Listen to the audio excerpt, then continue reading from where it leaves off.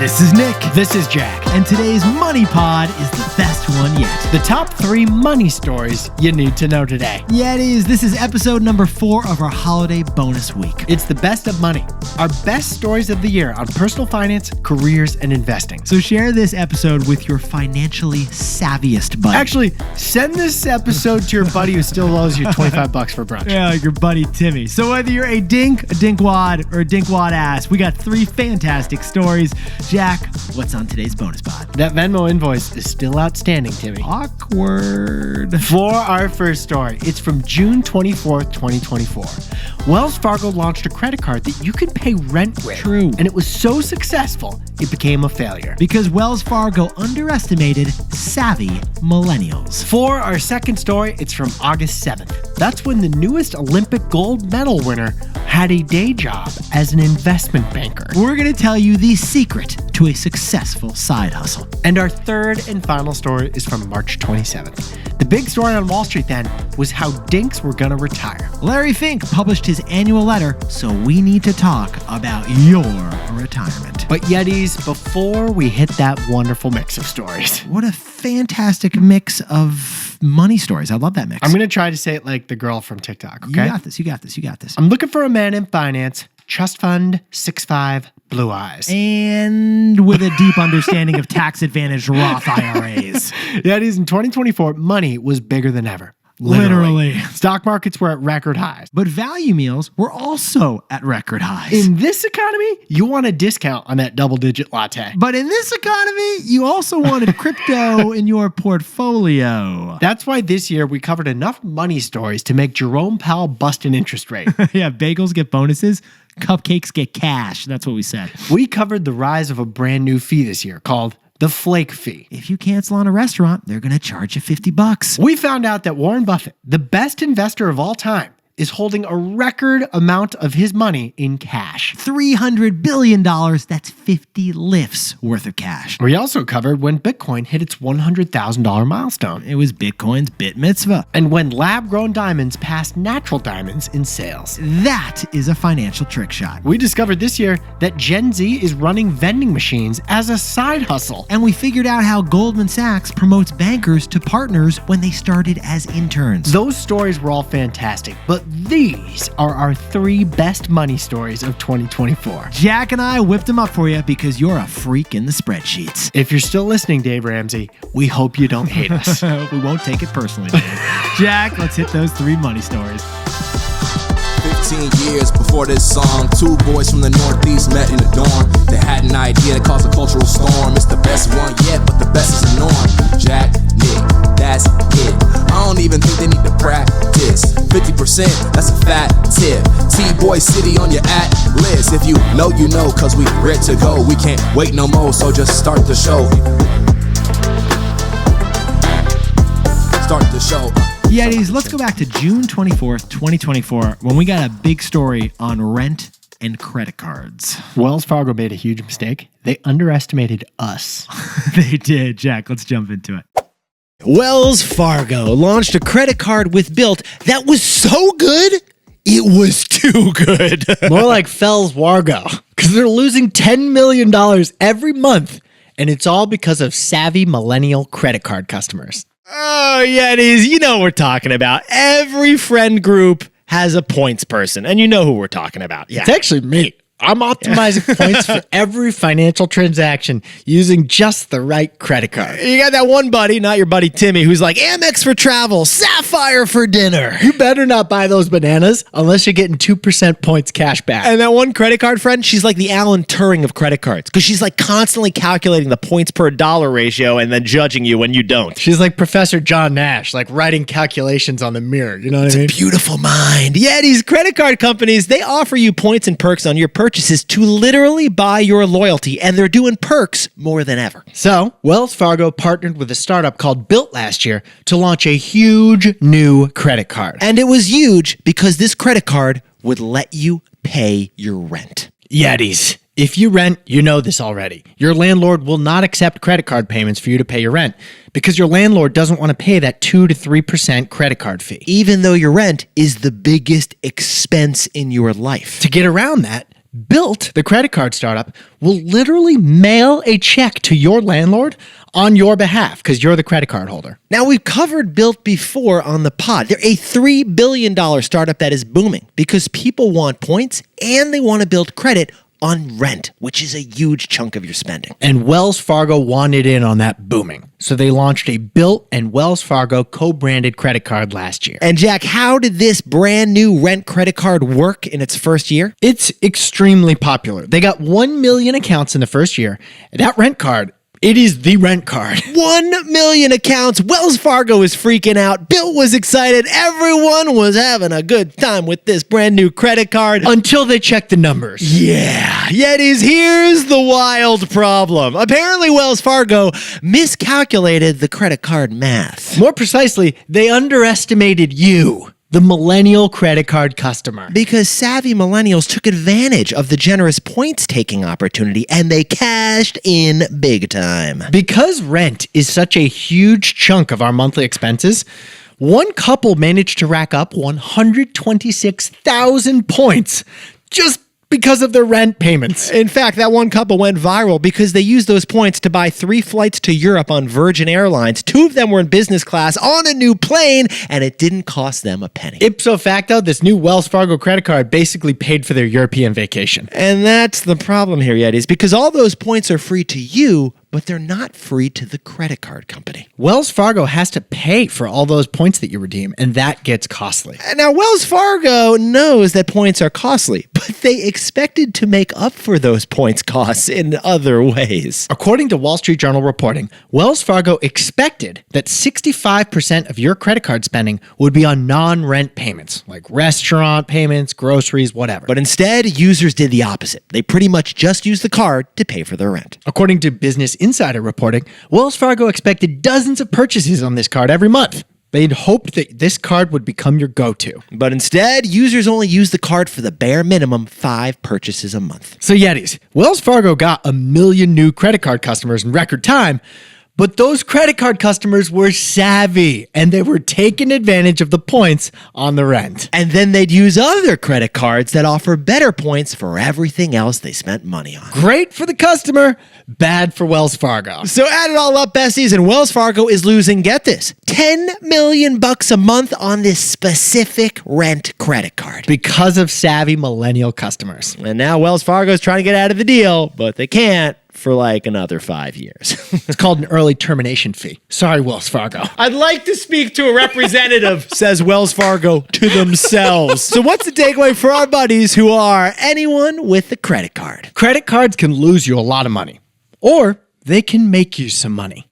Yetis, if you carry a credit card balance month to month and you don't pay off the entire amount every month, then you pay interest. That's credit card debt. It's actually the worst kind of debt. It is. Because right now, you pay 30% interest on that credit card debt. And interest is how credit card companies make the most of their money. And that's exactly what Wells Fargo was hoping for. Wells Fargo expected that 50% to 75% of your balance would not be paid off month to month, so they could collect a lot of interest. But customers only left 15 to 25% of their balances on the card. So Wells Fargo miscalculated again. And that's actually the biggest reason that Wells Fargo is going to lose $120 million this year just on this one credit card. Wells Fargo's miscalculation was about the savviness of their millennial credit card customers. Instead of paying 30% interest, these customers are essentially collecting 2% interest from Wells Fargo. Instead of paying interest, Wells Fargo customers paid their balance off every month and they collected a whole bunch of points. There it is. There's the proof. Credit cards can lose you a lot of money, Or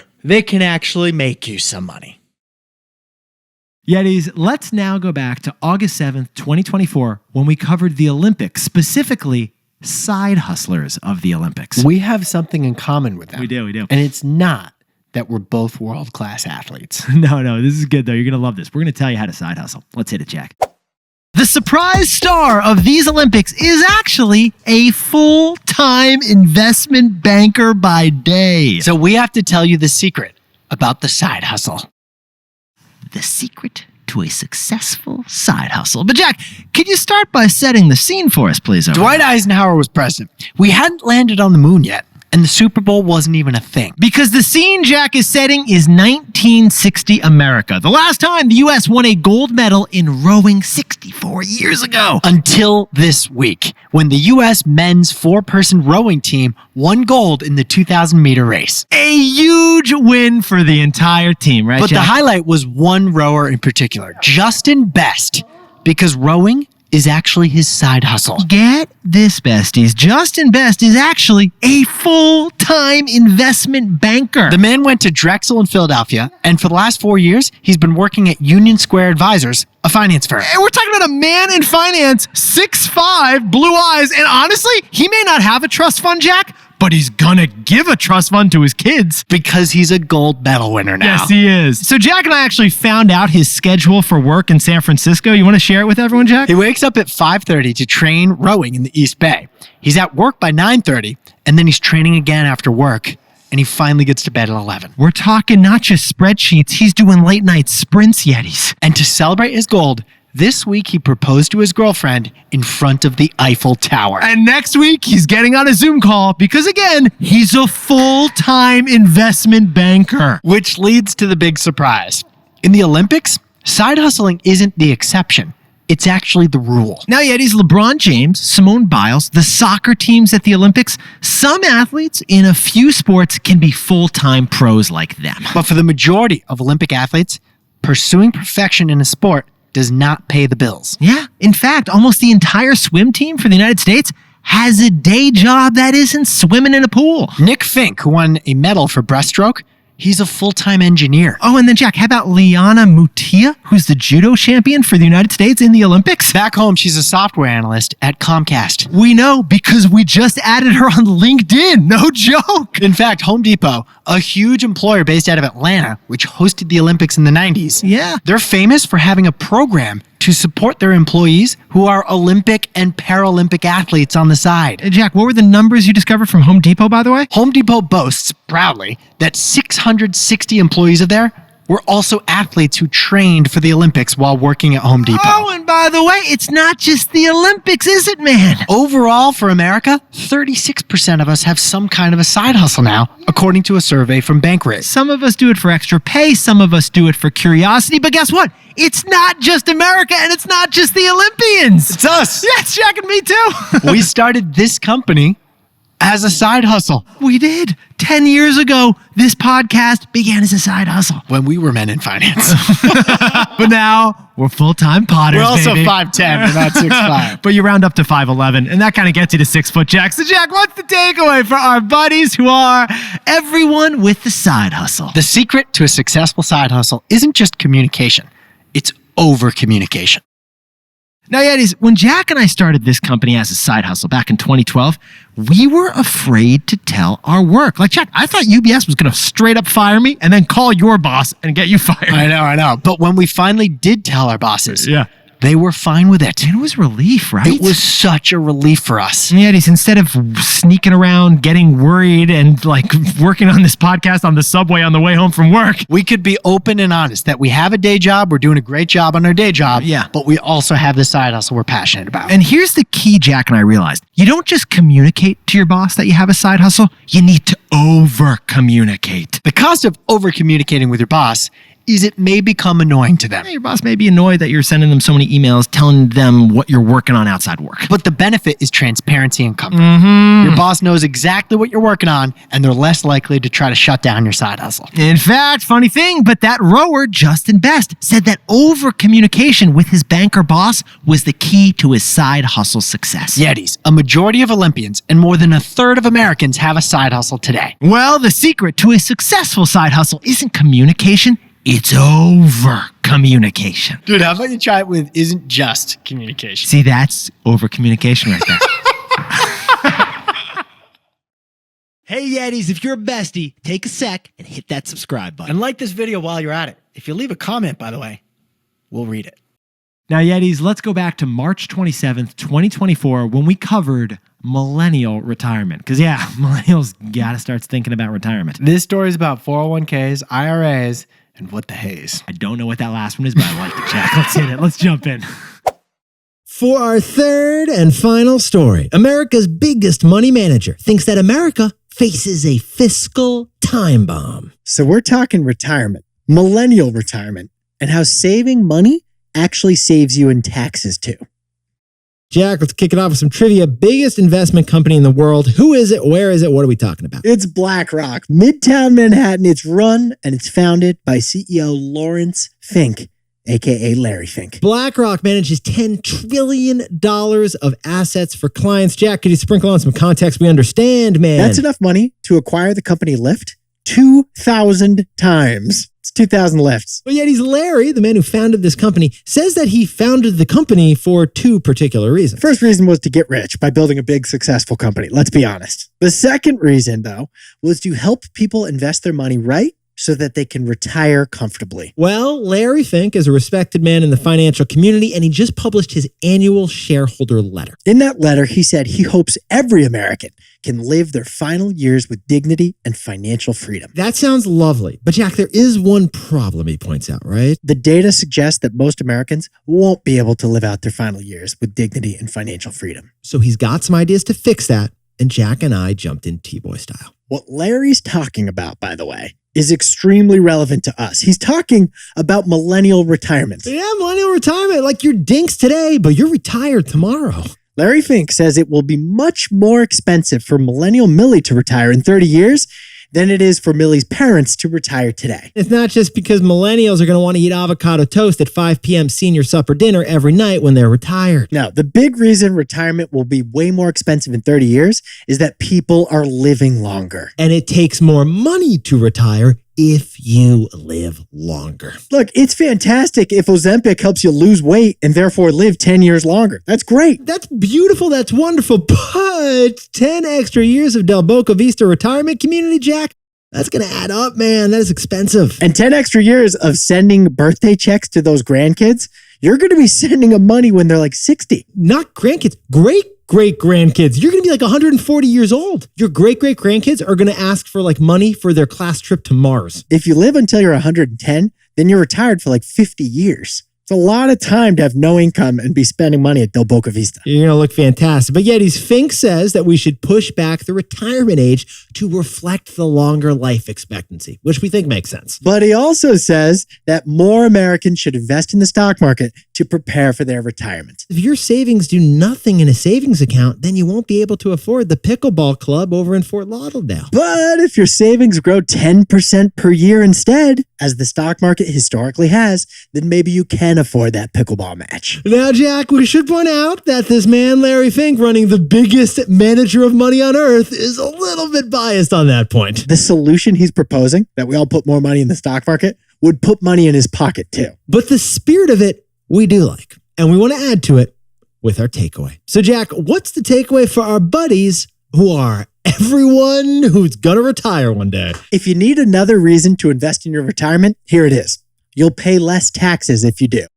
Yetis, our government is literally offering you a pass on paying taxes if you invest in retirement accounts. It's just a fact. It's true. The government wants us to invest in retirement so much, they're letting us take a free pass on paying taxes. So besties, hear us out on this one. If you put money into the stock market through a traditional brokerage app like Robinhood, you pay taxes twice on that money. You pay taxes first when you earned that money through your paycheck, and then you pay taxes a second time when the money you invested in the brokerage app makes any gains. But here's the key. With retirement accounts, you only pay taxes once, not twice. Both an IRA and a 401k, they let you withdraw money in retirement having paid taxes only once. And it's the same story with college savings accounts for your kid. The government lets you skip one of the two tax payments. And tax payments could be huge. Like your tax payments could be 20%, 30%, or 40% of the gains. It's a huge difference, Jack. So Larry Fink, America's biggest money man, is urging Americans to invest more into their retirement. But besties, if you need another reason to invest in retirement, here it is. You pay less taxes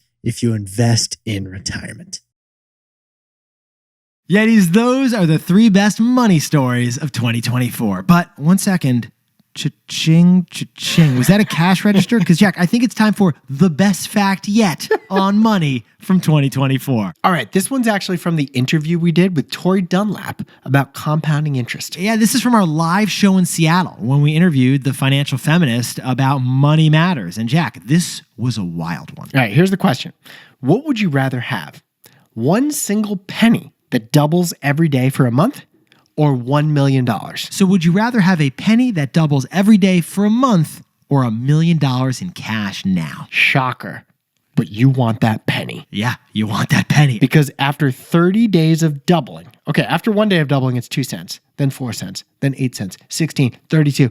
Before you know it, at the end of 30 days, it's worth $10,737,418.24. That's right. If that penny doubles 30 times, it's worth over $10 million. The point here is that if you buy a stock and it grows only 10% a year, 10% a year doesn't sound like that much, maybe. Just like a penny doubling every day doesn't sound like very much either. Look at this. That stock compounded for 40 years until you retire. The stock you bought is now worth 45 times as much. And that is the power of compounding when it comes to money. A little money today becomes a lot of money in 30 or 40 years.